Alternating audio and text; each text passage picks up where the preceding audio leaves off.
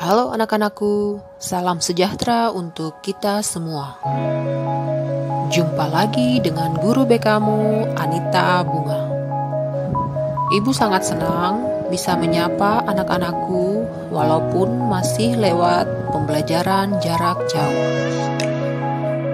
Ibu berdoa dan berharap kalian tetap semangat belajar dari rumah dan tetap jaga kesehatan. Amin.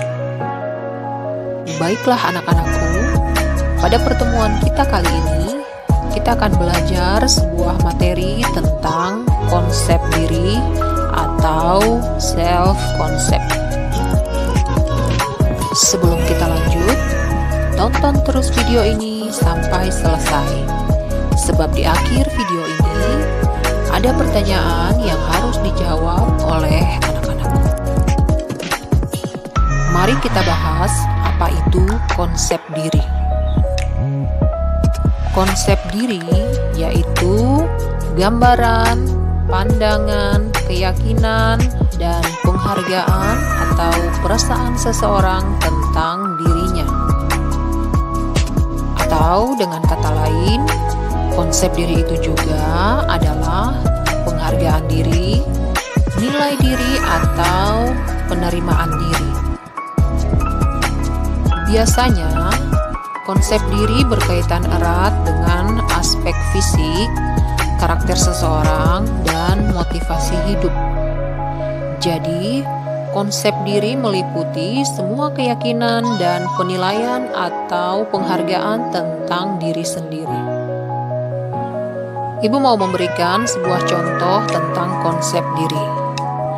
Mungkin di antara anak-anakku pernah mendengar, menonton, atau bertemu dengan orang-orang yang menunjukkan kualitas diri yang luar biasa. Baik itu tokoh inspiratif, artis idola, atau mungkin guru kalian, di mana mereka tampak sukses, bijaksana, smart, dan lain-lain. Dan jika kalian bisa, kalian ingin menjadi seperti mereka. Contoh lain untuk kalian yang sedang duduk di bangku pendidikan, untuk memperoleh diri yang ideal, kalian sangat yakin mendapatkan nilai 100 atau nilai tertinggi atau nilai A untuk setiap mata pelajaran. Dari konsep diri yang terbentuk tersebut, menentukan siapa diri anak-anakku dalam kenyataan, tetapi juga menentukan siapa anak-anakku menurut pikiran kalian sendiri. Konsep diri ibarat sebuah meja. Semakin banyak kaki meja, semakin banyak yang menopang meja tersebut. Dan semakin kuat konsep diri seseorang. Hanya saja, apakah kaki meja itu hal yang positif atau justru hal yang negatif yang membentuk konsep diri seseorang? Sampai sejauh ini, Ibu berharap kalian bisa memahami apa yang Ibu jelaskan. Di dalam konsep diri, kita bisa melihatnya dari 4 sudut pandang. Yang pertama, konsep diri positif atau yang tinggi, dan konsep diri negatif atau yang rendah. Sudut pandang ini digunakan untuk membedakan apakah anak-anakku memandang diri sendiri baik atau buruk. Yang kedua, konsep diri fisik dan konsep diri sosial. Konsep diri ini untuk membedakan pandangan anak-anakku sendiri terhadap diri kalian dan pandangan masyarakat terhadap diri kalian.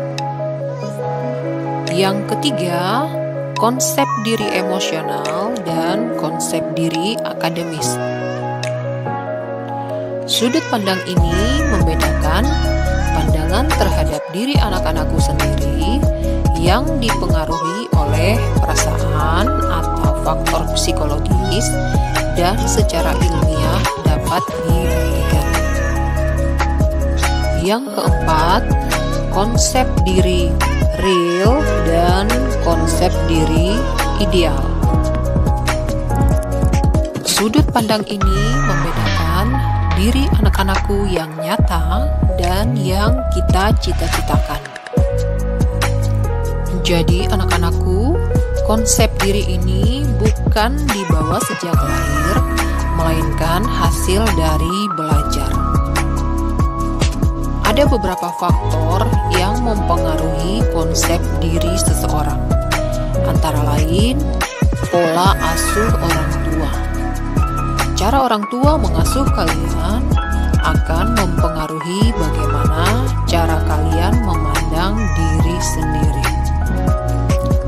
Atau juga dikarenakan kegagalan yang secara terus-menerus yang membuat seseorang merasa tidak berguna. Misalnya, berbuat sesuatu gagal atau mencoba sesuatu selalu gagal. Bisa juga dikarenakan depresi. Seseorang yang sedang depresi akan mempunyai pikiran yang cenderung negatif. Nah, untuk mengelola konsep diri, anak-anakku perlu melakukan hal-hal sebagai berikut. Yang pertama, bersikap objektif dan mengenali diri sendiri. Yang berikut, hargailah diri sendiri. Tidak ada orang yang menghargai kita selain diri kita sendiri. Mengelola konsep diri, kalian juga jangan pernah memusuhi diri sendiri. Dan yang lebih penting, berpikirlah positif juga rasional atau masuk akal. Ingat, seseorang yang berkonsep diri positif cenderung membuka diri secara wajar terhadap orang lain, merasa senang akan dirinya, dan merasa yakin bahwa ia mampu menghadapi berbagai situasi dan memandang segala sesuatu dengan positif. Sebaliknya, orang yang berkonsep diri negatif akan cenderung tertutup. Ibu berharap anak-anakku memiliki konsep diri yang positif. Jangan lupa bahwa apa yang kita pikirkan tentang diri kita akan menjadi konsep diri. Maka dari itu, pikirkanlah segala sesuatu dengan baik agar tertanam konsep diri positif dalam diri anak-anakku. Sampai di sini dulu materi dari Ibu. Jika ada yang kurang jelas, silakan komen di kolom komentar atau japri ke Ibu Guru.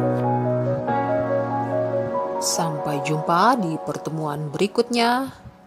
Terima kasih dan salam.